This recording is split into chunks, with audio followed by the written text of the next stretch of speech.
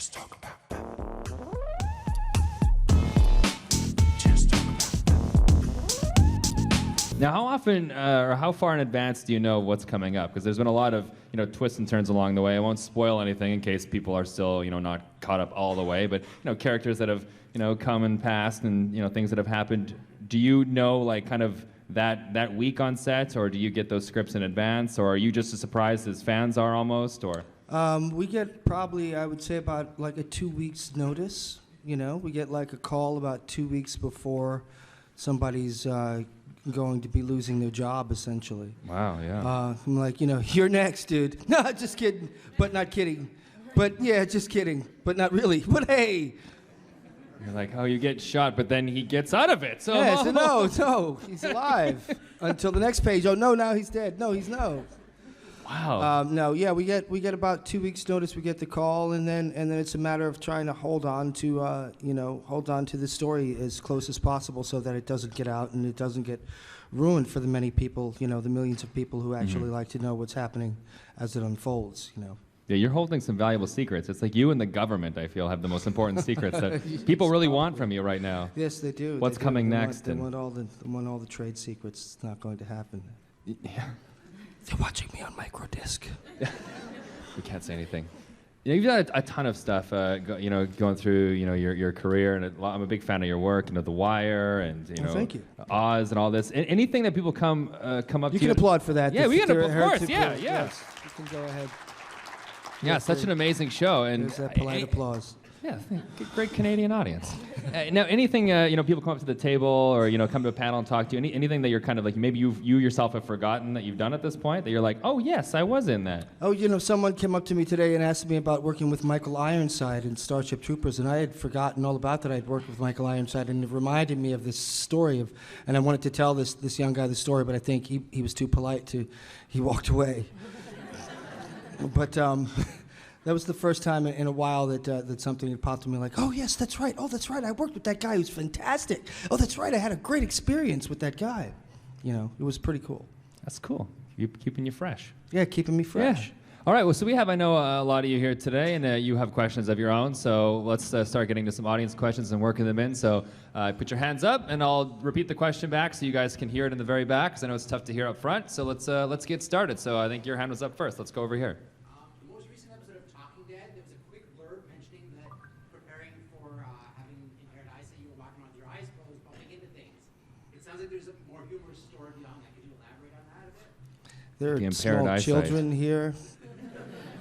So I won't, but I hit things in places you don't want to bump and hit things. Yeah, it wasn't humorous to me at all at the time. Yeah, so I had to move the broomsticks. Yikes. Wow. All right, well, we'll go any further on that. No, we won't go any further than that. Great, and that's that question. Okay. We had another one, I think this up here on this side. Yeah, go ahead. What was it like Working on The Wire? The Wire remains, I think, my favorite work experience so far.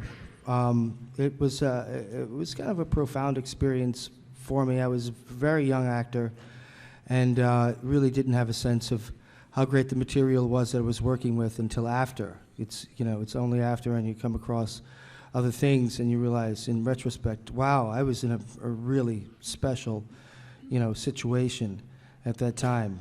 So it was, at the time, it was incredibly informative, and it was freeing. I was encouraged a great deal by people who had a lot more knowledge and understanding of acting in the business than I did at the time. It holds a special time in my heart. Thank you. Do you often revisit your work? Do you ever go back? I know The Wire sometimes shows up on TV from time to time. I do not. I don't. It's kind of like looking at pictures of old girlfriends. It's like, oh, she was lovely, but she was crazy. It's like, oh, that was a great scene, but why did you make those choices? So I prefer not to. Let new audiences or people who can tolerate seeing me more than once enjoy it.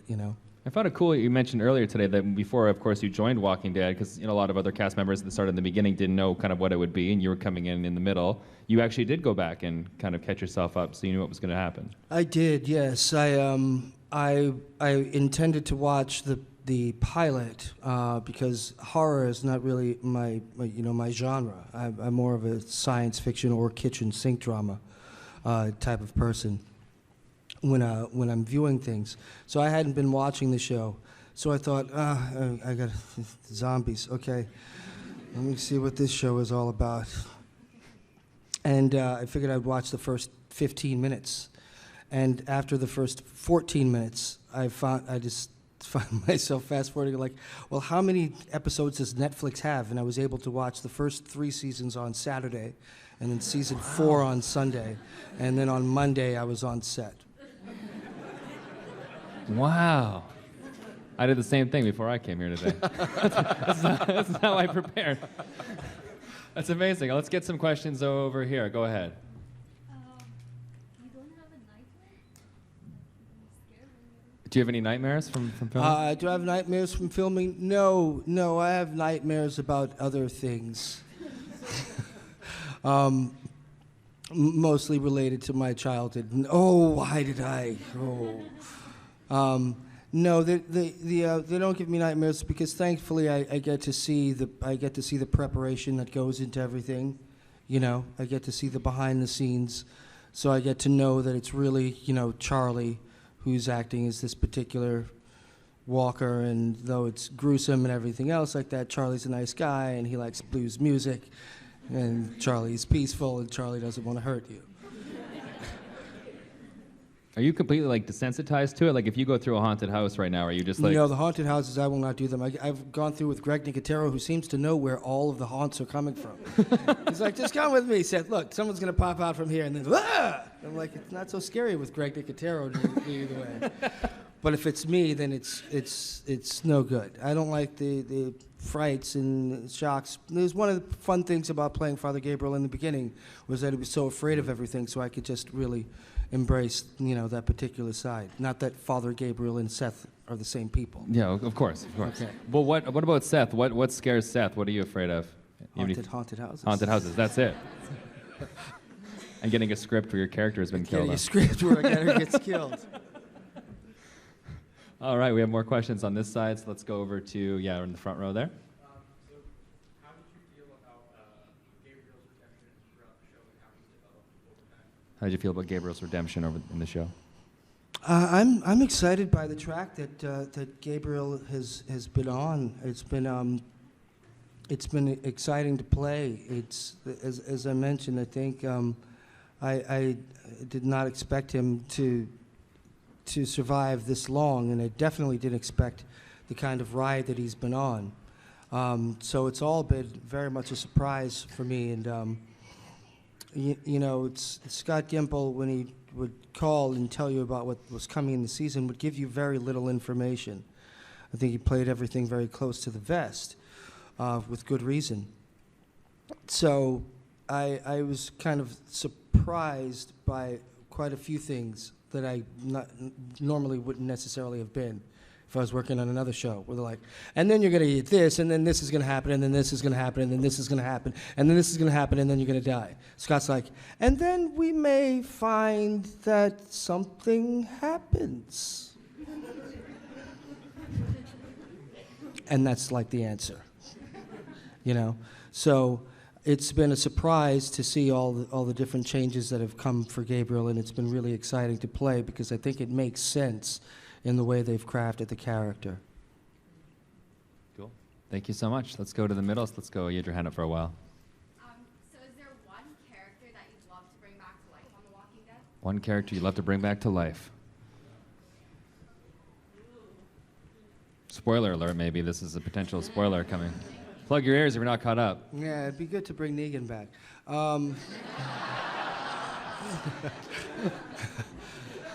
I would deal with Tyrese. I think Tyrese with the mighty hammer before he lost the urge to kill, I think would have been a formidable weapon. And And he was a big-hearted character, though he was a mountain of a man with the hammer. I like Tyrese. And also Chad Coleman is a good friend of mine. Cool. Awesome. Thank you so much for that. Okay, let's work our way over. So let's see right here. Second row. Yep. Yep. All right. So, like no other show that I've ever seen, The Walking Dead kills off fan favorites, kills off characters without hesitation, right? You touched on this a little bit. You get like your 2 weeks notice and you're gone.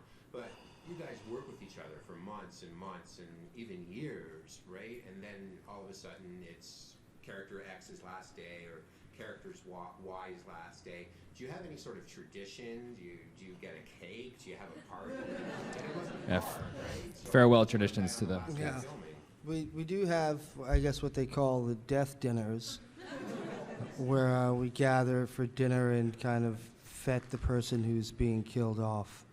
And, you know, they get to speak, and if they want to. They used to take place in and around Atlanta, but and then people started catching wind of them, so now we do them in people's homes, you know. Cool. Very cool. All right, we have some in the back. Yeah, very back. Yeah, you're right there. Yep. Hey, big fan. I've been watching you since way back on Oz and on HBO. So Oh, thank you. awesome career. If you were to personally be in the zombie apocalypse, out of any of the shelters that they've created from the very beginning, RV and everything right off of Atlanta, all the way up until now, what personal place would you find is the most safe? I think if you could clear it out, I think the prison. I think the prison would be the safest location, you know what I mean? Aside from that, like, horde of walkers that are in the basement or wherever. You know what I mean? You find a way to bomb or lock that continuously, though I could probably use that space. So we'd have to go in and take them all out. But once you take them all out, I think the prison is definitely the place to set up. Thank Sure. you. You find being on the show has prepared you for, you know, a zombie apocalypse? Have you thought about what you're going to do, or how do you think you do better than Father Gabriel in the apocalypse? Or we just like run and hide? I'm of two minds. I think on the one hand, I could definitely understand just locking people out. Hey, man, you got your own house. You know what I mean? And on the other hand, I can't imagine leaving people behind. And Yeah. so I'd be caught in the middle, and I'd probably wind up being one of the first people to go. First step is admitting it, so. Yes.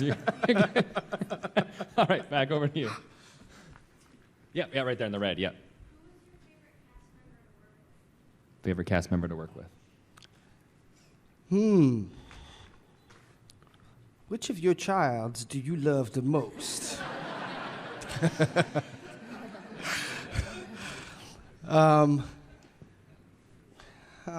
Okay, fine, let's do least favorite. Yeah. There we go, Chad Coleman.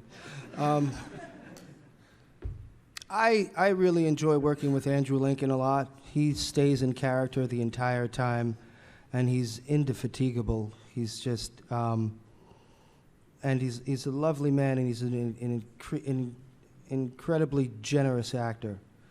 So I like working with Andrew Lincoln a lot. You know, I don't really like working with Norman Reedus because you know that when the show is on, everybody's just going to be looking at Norman Reedus. It's like, why am I even in this scene? I'm like just doing this, you know, making faces, jumping around like a monkey, nothing. But no, that's a joke. I love Norman. Love you, Norman. Love you. Yeah, Andrew Lincoln. Cool, awesome. I think we'll go to you next, then we'll go to you, and then we'll go to you. So go ahead. Were you surprised to know that Gabriel going to lose his vision? There's a shot that he will get his vision back. Is it a surprise to learn he's losing his vision if there's a chance that maybe it comes back? Yes. All right, great answer. Okay, what was your question? Hi, I was curious if you're actually a fan of the Walking Dead graphic novels, and if so, what's one scene from the books you wish they would have put in the show? Are you a fan of the books? I've only read one of, and that was the one, I think it was issue 161, perhaps, when Father Gabriel was introduced. Aside from that, I joined the show, you know, too far in. I was not a fan of the comics, the graphic novels beforehand. And it became clear to me pretty quickly that they changed some storylines around, and it seemed like the show is very much its own entity, and the graphic novels are theirs. So at some point, I plan to read them all in the same way that I power watched the show. All right. What's your question? If there was a zombie apocalypse, which weapon from the show would you use? Ooh, in a zombie apocalypse, which weapon from the show would you choose? It would have to be a blade of some kind, because you'd run out of bullets with a gun, right? Eventually, you're going to run out of bullets. So you'd want to learn how to use a blade first and foremost. I don't think I would want to be close enough to use a knife. So it would have to be something long. I would have to probably go with Michonne's katana.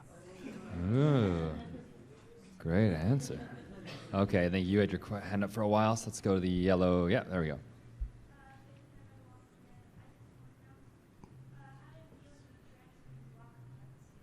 Drenched in walker guts. Whew. It felt like I had messed myself. It was the nastiest feeling, and it was 12 hours long. What's it made of? What is that? What is all that stuff? Mess is what it's made of.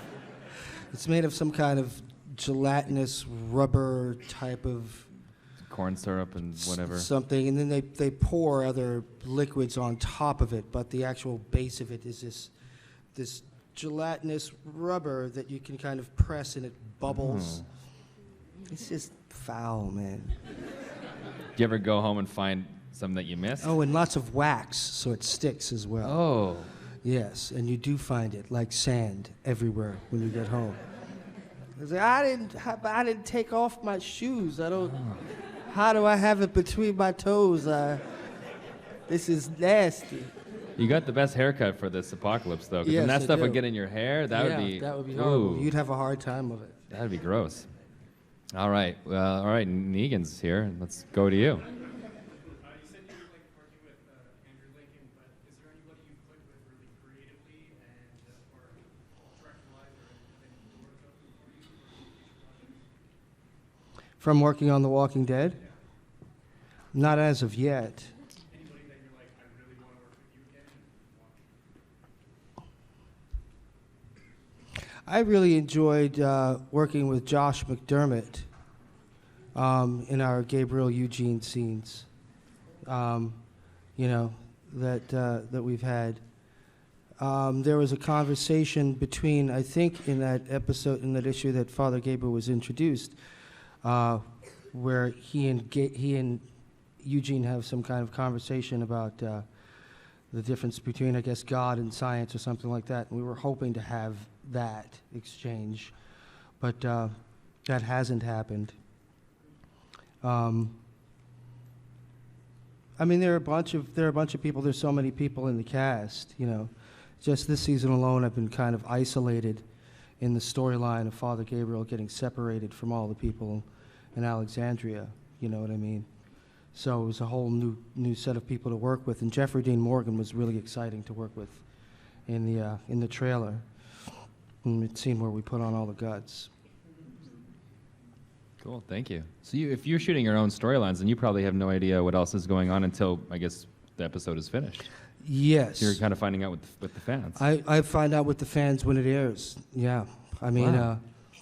I choose. I glance through episodes, that I'm in or not in. If I'm not in, I just kind of glance through them so that I can watch them with kind of fresh eyes. Cool. When it airs Sunday nights. Amazing. Oh, I feel like I've forgotten about this edge for a while, so let's go to your question. Do you have any advice for people who want to be like actors? Oh, acting advice. First and foremost, if you believe what you're saying, then the audience will believe what you're saying. But you have to believe it, because they want to follow. They want to believe. It's why they come to the theater, and it's why they turn on their TVs, because they want to be transported someplace. So they need to have followers. They need people to follow, and they will follow people who believe. If you believe what you're saying, then they will follow your storyline and they will follow whatever it is that you're trying to tell them and where it is you're trying to lead them. All right. Well said. Okay, over to you on the side right there. I was just wondering if you had any anecdotes about making Starship Troopers and what it was like working with Paul Verhoeven. Paul Verhoeven was a highly energetic kind of a madman who was a lot of fun to work with. He would, kids here. So, I'll give you a little of my Paul Verhoeven. So the bugs are coming, right? And they're moving really fast. They're moving really fast because they're really fucking crazy. They're fucking crazy and they're 12 feet high. And they're 10 feet high and they're coming. And he would stand in front of us and say, and shoot the gun! Shoot the fucking gun! We're like, we can't shoot. We have to have clearance. You know, you have to have gear on. There's everything else. Roll the camera! Roll the camera! That's Paul Verhoeven. That was Starship Troopers.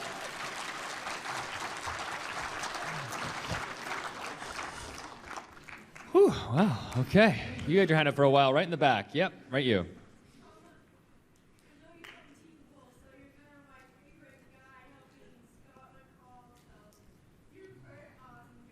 Oh, thank you.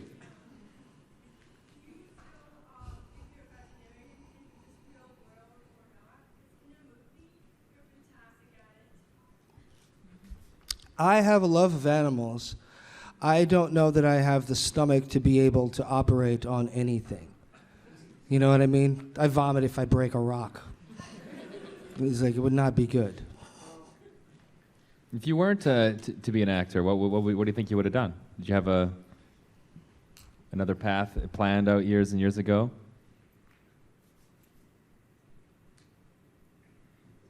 Nope. This is it. Destiny, man. This was it. All right. We had a guy on this side I saw. Yeah, right there. Yep. Did you have any concerns about playing up trees on The Walking Dead? In terms of how your character was kind of a coward at the start, in terms of religion being a touchy subject? Did you have any concerns or potential problems? No, I didn't have any concerns about that. I figured that the show didn't really touch on religion so much. I wasn't sure whether or not they would try to do that through the Father Gabriel character, because again, I hadn't really read the comics. But I wasn't concerned about it. You know, you get the job, you try to be as true to the character. Are you listening, B? You try to be as true to the character as you possibly can be. Cool. Thank you so much. All right. What's your question? The Walking Dead is such a unique show that it uses its spans so much between, the website going on with shows on or the Talking Dead. Do you have any unique or memorable fan experiences since you've been on The Walking Dead? Memorable fan experiences. I've had quite a few memorable fan experiences, which I'll keep to myself, because I try to do a thing on my Facebook fan page where if I've taken pictures with fans, I encourage them to tag themselves in it. But it gets really hard to keep up with the number. So if you start to mention, oh, this fan did this, then you have to mention that fan did that and that fan did that.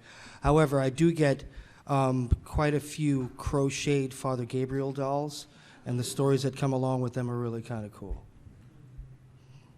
Sure. All right. We had I thought I saw a hand up in this area. No?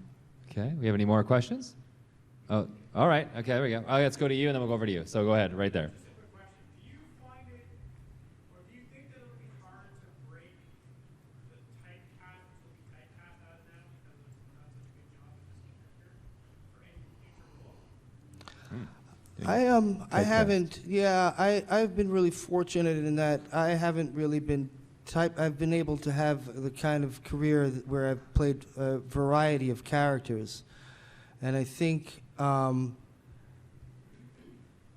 that's due to my brilliance, and I don't see myself being typecast ever. Next question. Amazing. You're doing this press like it's like a press conference with Iron Man or something. And it's like, that's that. I'm Iron Man. Walks out. All right, we had one more in the back. Yep. Me again. It's you again. What was your initial, or who told you about sharing Scott Gimple told me. He was the first person to tell me. Surrounded by the rest of the cast, or was it just one? He called me. I pushed his call to voicemail because I was like, you hate telling me that I'm out of a job. And he called right back as he's wont to do, and I was like, I guess I have to answer the phone. And then he said that we were going to be losing Chandler, and I was shocked because I thought that Carl was the future of the show. I was led to believe that. I think I even read that Robert Kirkman saying something similar to that. If anyone was safe, it was Carl. And then I was like, whoo, wasn't Father Gabriel? You're welcome. Thank you. All right, what's your question? How many seasons do you think The Walking Dead will have? How many seasons do you think The Walking Dead will have? I don't know. Oh, it's tough. Boy, I don't know. There's a lot of source material there for them to pull from. I don't know. How many do you think? Maybe 12? 12? 12 sounds Oh. good. That's another 3 years from now, right? Because they already have season 9. They said that's already been announced by the network, so they would only have to go another 3. Yeah, that sounds like, why not? That's a nice box set. 12. It's a nice yeah. box set, 12 seasons. Yes, perfect. All right, what was your question? So let's say Father Gabriel gets the 2-week film comp, but part of the compensation packages, you could play any character in any series now or past. What would you love to do? All right, so Father Gabriel gets the call, 2 weeks left. If you could, part of the compensation package, jump into another character in another show somewhere, what would it be? That was the question. I would be Lee Majors in The $6 Million Man.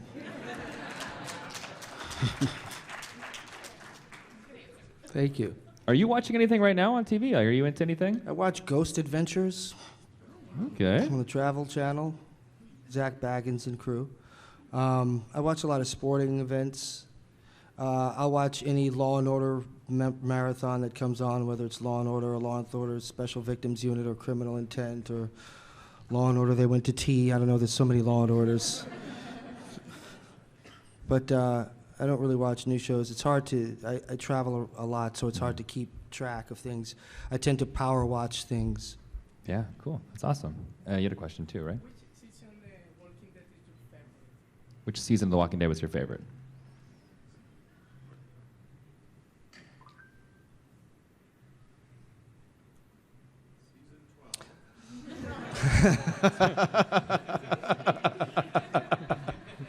Exactly. I don't know. I guess for me, my favorite would be the pilot because I wasn't expecting what I saw and I was so excited by it. So it was something new and something completely different and fresh to me. You know, I think the stories have been great. I think the seasons, as they've gone on, you know, have gotten better as a whole. But I will just take the pilot as the thing, you know, that stands out the most for me of all of the seasons and everything else, because of how new it was to my eyes. Cool, thank you. Do you think The Walking Dead's changed television at all? Yes, I do. Yeah? In what ways? I don't know. It's just changed it. Made it better. Made it better, baby. Go ahead. I was just wondering how much time passes between when you film and then when the episodes actually come out, and are you allowed to talk to anyone in your life about what's going on in the show, like if something intense happens? All right, she asked how much time passes between filming and airing and if you're allowed to talk about it in between. By the time the first episode airs, we are wrapping up the season. So that is the one episode where we get to watch it before it airs on TV. And the other episodes we see as they air on TV with everybody else. And no, we can't speak about anything that we do on the show with anyone, regardless of how close they are to us. Wow. I think, I don't know, it's like $1 million suit or something like that. There's some kind of, I don't know. If I read it, I'd be too afraid to even speak. You just sign a non-disclosure? Yes. Cool. All right, other questions?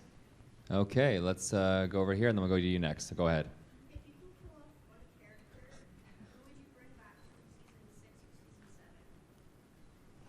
The question was if you could kill off a character, or who would you bring back? Oh, who would you kill off and who would you bring back? Who would I replace with who is already dead? I guess that's, yeah. Okay, a little switch.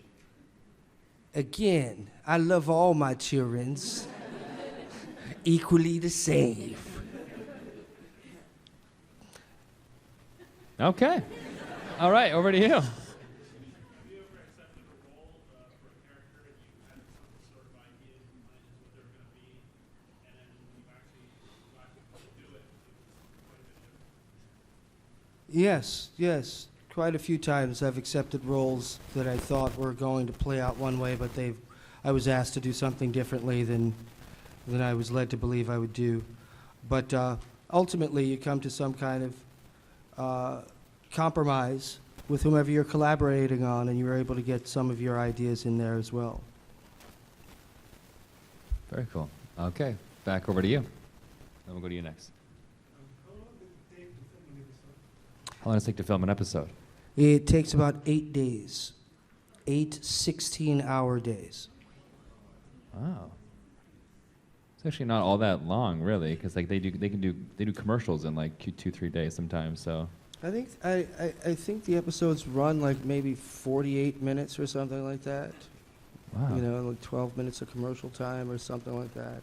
And when you guys are shooting, is there ever a level of like improv on set, or is it's pretty much by the books as you guys do it? No, there's no improvising. Maybe Norman Reedus can improvise, but the rest of us can't improvise. Just, you don't want to push anybody too far, because then they're going to write that script, man. That's right.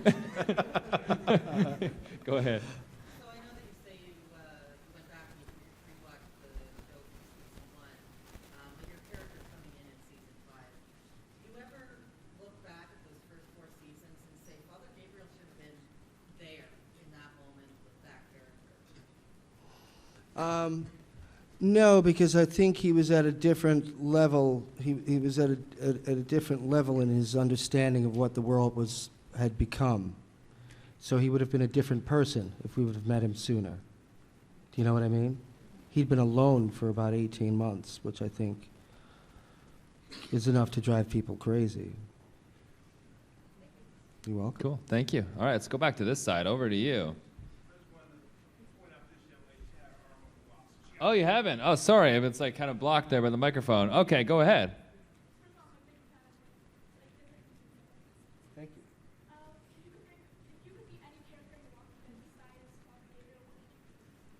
If you could be a different character, who would you be? Up until a few weeks ago, I would have said Carl.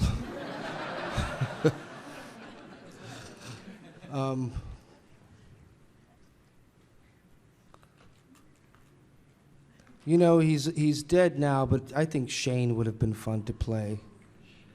Shane would have been fun to play. I wouldn't have been anywhere near as fearsome, I think, as John Bernthal, who's just a ferocious cat. But it would have been fun to play the whole, you know, oh, my best friend is alive again and I'm in love with his wife, and what do I do with this? Would have been kind of fun to play with. Cool. Thank you so much. All right, what is your question? Is there any scenes that you acted that you didn't like acting? Any scenes that you acted that you didn't like acting? It's one of the reasons why I can only watch my work once, because I will start to pick apart what I didn't like about what I did. Because you always have new ideas, and you put something down and you walk away from it, and then you get a new idea, but sometimes you can't go back to it. And you think, oh, my new idea would have been better than my old idea. So to keep from having a steady circle and loop of that in my head, I only watch what I do once. And that way I can go, okay, I looked like myself, and then I can move on. Did you have like a little like acting bucket list? Anything that you want to do, or a type of show or a film or anything that you'd love to do in your career? I do. I have yet to play a cowboy. I want to play a cowboy. A lot of people say that. I guess it's Cowboy, like Westerns. They should bring back the Western. Maybe I'll bring back the Western. Would you guys like that? Yeah. Oh, All right. that's that polite Canadian applause.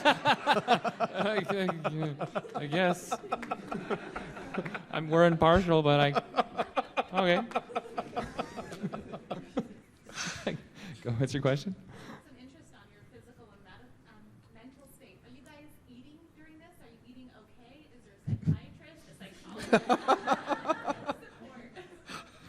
She had concerns about the physical and mental state of the actors and if they're seeing proper psychiatrists during the filming. You know, the one kind of the one irony of working on a show as big as The Walking Dead is the catering is fantastic. But we're supposed to be in a zombie apocalypse and where food is scarce. So you can't be pigging out at the catering truck. And you just watch everybody else who works on the show just walking by with just massive wads of food. So they should have on-set psychiatrists, and they don't. For this very reason, I guess. All right, let's go to the very back corner. Over to you. So it sounds like when you had to wear like that was one of your least favorite scenes, perhaps, in the film. What could be one of your favorite scenes? Working underwater in the 3 feet of water in the sunken food bank, in the waterlogged food bank, I think was my first episode. That was an experience, you know, plunging from the ceiling into the drink. It was like 3 feet of, well, it started off as lukewarm water, and then it got very cold by hour 12. And I had a wetsuit on underneath the priest outfit, and I almost passed out from the heat and the adrenaline, because I think it may have been my second scene. I got to do a stunt in it, you know, reach for the ladder, and the ladder breaks away. That was really exciting. Oh, very cool. Thank you so much. All right, we have a hand up right in the back here. Let's go to you, and then we'll go back to you. Go ahead. There's just Norman Reedus and Andrew Lincoln in this ongoing feud where they try to out-prank and out-top each other. And Andrew Lincoln's always seemed to backfire on him horribly. Horribly. And I think Norman is winning this feud like 40-3. You know what I mean? It's not even a feud anymore. It's just one country just picking on another one. Just, you know, just dropping garbage on it nightly. Thank you. Does Ross ever break out his impressions on set? He often does. How's that for you? Next question.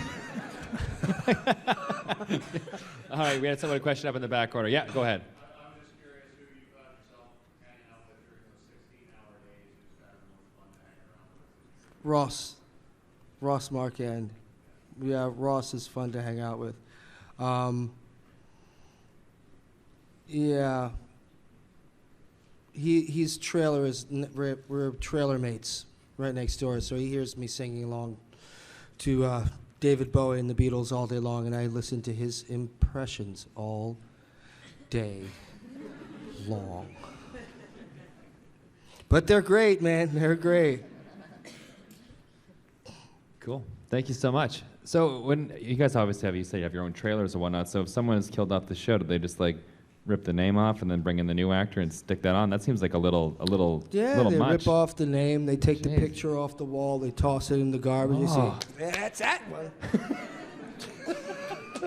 Push the trailer off a cliff. Push the trailer off the cliff. Oh, right. We had some more questions, I thought, on some new people over here. Do we? No? Am I just seeing things? Okay, well, let's go. We'll go to you, and then we'll go over to you. Sorry, I just wonder, in your backpack, is there something scary? Show us if there's anything scary in your backpack. Something scary in my backpack? Is it frightening you, my backpack? That's how AMC listens to everything he says. Yes. Yeah. Exactly. This is the micro-disc film I was talking about. In the backpack. No, there's nothing scary in my backpack. It's just for security. Huh. It's like a little monkey is giving me a hug. All righty. Cool. So let's go over to you.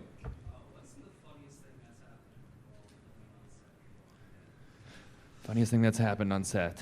The funniest thing that's happened on set.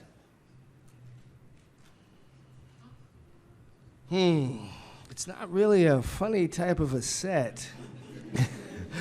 It's kind of heavy and dark and bloody.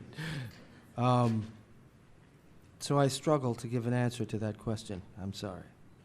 All right, we have time for just a couple more, so we're going to go to the very back, and then you had a question over here. So let's go. You can go, yep, right there.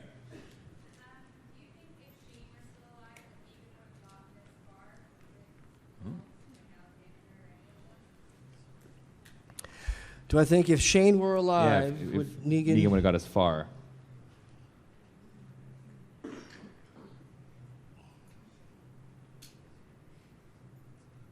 I know what you're going to say. You're going to say no.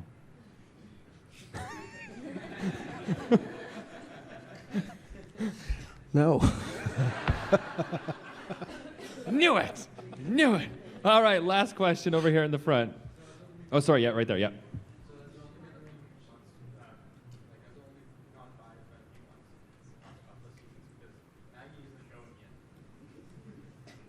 You want to know the timeline, if it's only gone by a few months because Maggie isn't showing her pregnancy?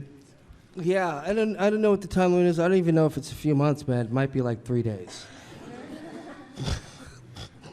You know, I mean, like 4 or 5 episodes could be over the course of like 2 days. You know? Cool. All right, well, before we wrap up, are you on social media? People can find you online or just here at the table? You know, I'm having a problem with my Twitter app. It won't stay on my phone, so yeah, I'm on Twitter, but I haven't been on Twitter in quite a while. I do have a Facebook fan page. I'm not on Instagram. I've really slacked in my social media stuff because I'm old. It's okay. It's okay. We can always see you here because you're here. We had a lot more time with you here today and the rest of the weekend. So make sure to stop by. Photos, autographs, see Seth. Give it up one more time for Seth Gilliam, everybody. Thank you. Thank you for watching the Convention Junkies coverage of the 2018 Toronto ComiCon. Please like, comment and subscribe to see more. If you would like to help us with future projects, please visit our Patreon page.